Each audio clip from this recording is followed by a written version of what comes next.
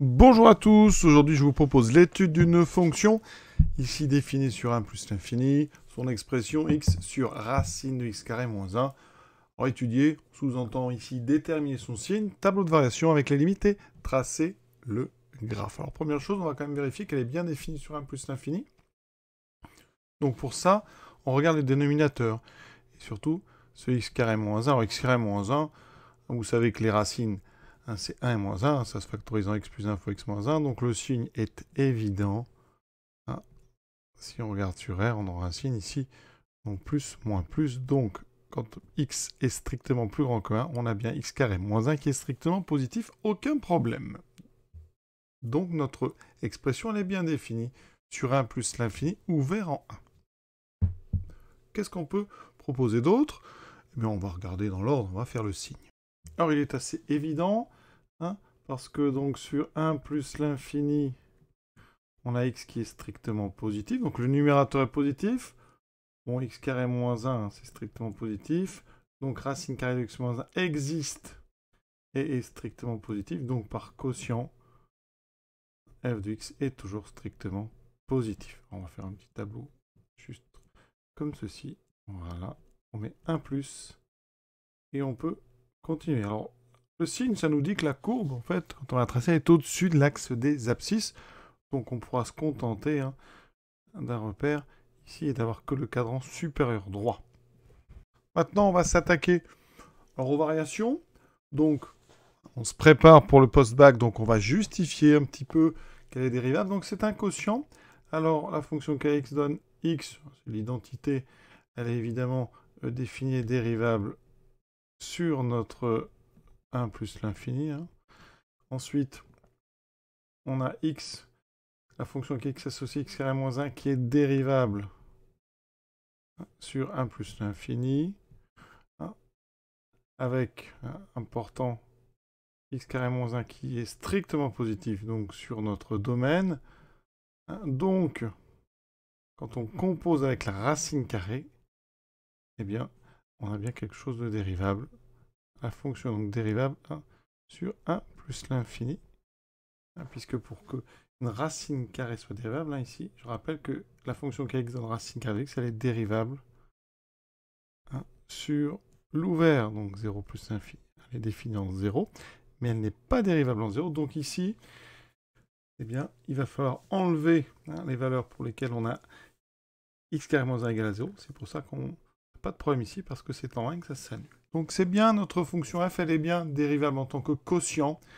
Donc f est dérivable sur 1 plus l'infini en tant que quotient de deux fonctions dérivables sur plus l'infini. Et pour f', donc pour tout x strictement plus grand que 1, alors c'est un quotient, donc directement, maintenant on se prépare. On aura donc u'v, donc u c'est la dérivée de x, donc je mets 1, u', ensuite je réécris ici, donc v de x, donc u' de x fois v de x, moins u de x fois la dérivée donc de racine de x carré moins 1, alors ça c'est pareil, quand on est dans le post-bac, on fait ça directement, je rappelle que la dérivée de racine de u c'est u' sur 2 racine de u, donc ici, eh bien je dérive x carré moins 1, ça me fait 2x sur 2 fois racine de x carré moins 1, et au dénominateur, on aura u carré, c'est-à-dire on enlève la racine. Voilà. Donc f' de x, il me reste en haut x carré moins 1, moins, alors ici les deux se simplifient. Pour l'instant, on a x carré sur racine carrée de x moins 1. Alors ici, il faut prévoir un petit peu plus de place parce qu'on a un étage.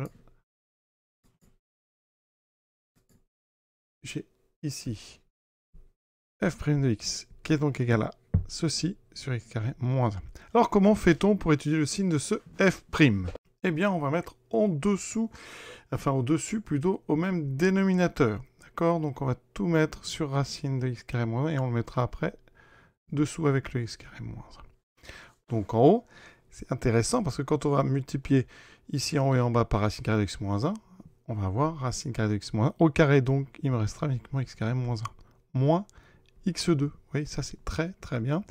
Donc on a un quotient, on divise par x2 moins 1, j'aurai donc ceci fois x carré moins 1. Et en haut, regardez, x carré disparaît, il me reste moins 1. Donc, ça veut dire qu'ici, eh bien, on a moins 1 divisé par racine de x2 moins 1 fois x2 moins 1. Alors ça, on peut le mettre sous une autre forme. Hein. C'est x2 moins 1 à la puissance 3 demi. Puisqu'on a ici une puissance 1, ici une puissance 1 demi. Et donc, carré moins 1, c'est positif. Hein, pour ça que là, ici, la puissance 3 demi existe, il n'y a pas de souci. Eh bien, c'est donc quelque chose de négatif. Donc, quel que soit x strictement plus grand que 1, f' est strictement négatif. Donc, f, sur notre intervalle, parce qu'on a un intervalle, f est strictement décroissante sur l'intervalle 1 plus l'infini. Quand une dérivée est strictement négative, sur un intervalle, la fonction y est strictement croissante. Si c'est sur une union d'intervalles, eh bien vous pourrez conclure sur une décroissance sur chacun des intervalles. D'accord? Très important ça. On travaille par intervalle quand on parle des sens de variation. Donc on peut faire le tableau de variation de f. Donc ici, sens de variation de f de x en fonction de x. Ici on écrit tout simplement f. On met notre double barre. Une fonction strictement décroissante. Maintenant, on s'attaque à la suite. On a les variations, les limites. Alors, on commence. Alors, en 1, qu'est-ce qui se passe? Donc ici, évidemment, c'est 1 par valeur supérieure. Hein. X est plus grand que 1. Donc, on voit que la limite du numérateur, bah, c'est 1. Donc, il ne pose aucun problème. C'est le dessous qui va nous embêter un petit peu. Et encore. Alors, limite de x carré moins 1. Quand x tend vers 1 en étant plus grand que 1. C'est important. Rappelez-vous du petit tableau que j'avais fait, qui donnait le signe x carré moins 1. En 1, on avait moins 1, on avait 0, 0, plus, moins, plus. Vous arrivez par la droite, ici, par des valeurs plus grandes que 1. Donc x carré moins 1 tend vers 0, ça c'est bien, mais 0 plus. C'est-à-dire que x carré moins 1 garde des valeurs positives. Donc, quand on va inverser... non, donc ça justifie l'existence de racine carrée de x carré moins 1. D'accord ça, donc ça, c'est donc racine de 0 plus, c'est donc 0 plus. Donc en inversant la limite de 1 sur racine de x carré moins 1, c'est donc plus l'infini. Voilà. Et donc, ici, produit avec x, donc la limite de x sur racine de x de moins 1, c'est donc 1 fois plus l'infini, c'est plus l'infini. Alors j'ai préféré procéder par un produit. Vous auriez pu faire un quotient. On aurait eu 1 sur 0 plus, et ça donnait tout de suite ici, par ici, quotient, une limite plus l'infini. Maintenant, la limite en plus l'infini. Alors là, on a une forme à déterminer, parce que, regardez rapidement, ici, en haut, en plus l'infini, ça tend vers plus l'infini. En bas, dans la racine, ça tend vers plus l'infini. Donc, on prend la racine, ça tend vers plus l'infini. On a ici une jolie forme à déterminer. Plus l'infini sur plus l'infini. On va donc factoriser en haut et en bas par le terme dominant. Ici, on a ceci. Alors en haut, on n'a rien à faire. Par contre, en bas, dans la racine carrée, je factorise par x carré. Ça me fait 1 moins donc 1 sur x carré. Et ici, on va bien séparer ça en deux racines carrées. Alors on ne peut pas toujours, quand vous le faites, ici, je vais indiquer, il faut vérifier que, eh bien, bon, on avait quelque chose de positif, donc il faut, vous pouvez finalement sortir, condition que eh bien l'un des deux soit positif, parce que si l'un des deux est positif, l'autre l'est forcément aussi, puisque le départ est positif. Donc ici, x carré est positif, évidemment, ici strictement, donc je peux sortir ce x carré, et donc j'obtiens ici x, racine de 1 moins 1 sur x carré, on simplifie par x, il me reste x sur racine de 1 moins 1 sur x carré. Et là, on a vraiment quasiment terminé, parce que la limite en plus l'infini de donc 1 moins 1 sur x2 de façon assez évidente, c'est 1. Donc la limite par composition de la racine de 1 moins 1 sur x2, c'est donc 1. Et donc par inversion, la limite de f en plus l'infini, c'est 1 sur 1. Ça donne 1. Et donc notre tableau, on complète, on met un 1. Pas d'incohérence. Maintenant, on va aller regarder rapidement à la calculatrice si on n'a pas fait n'importe quoi, et on va tracer. Alors, sur GeoGebra, on obtient ceci. Donc, les limites semblent correctes. on avait une fonction qui a l'air décroissante strictement. Alors, comment on obtient ça tout seul sans la machine? Alors, ce qu'on peut faire, eh bien, c'est calculer quelques valeurs, bien sûr. On n'oublie pas, par contre, que en 1, on a une limite qui est plus infinie. Hein, donc, on a ce qu'on appelle une asymptote verticale ici en 1. Donc, on va trouver la courbe très haut ici vers la droite. D'accord, ça, on peut le dire. Hein. Si vous voulez la courbe, alors je vais l'appeler, donc, C, la courbe. C, donc, possède deux asymptotes. On est là pour réviser aussi le vocabulaire. Deux asymptotes. Une verticale delta d'équation x égale 1, parce que la limite en c'est plus infini, et une horizontale, je vais appeler delta prime d'équation y égale 1, parce que la limite en plus infini, c'est 1. Donc ici, ça veut dire que je vais tracer en pointillé, donc mes deux asymptotes, parce que la courbe va s'appuyer dessus, évidemment, aux endroits concernés. Alors comment obtenir des points? Bon, ben là, on va imaginer qu'on n'a pas forcément de calculatrice. Hein. Donc, on va prendre pour x égale... On va imaginer pour x égale 2. Où est-ce qu'on est? Pour x égale 2. Donc, f de x vaut...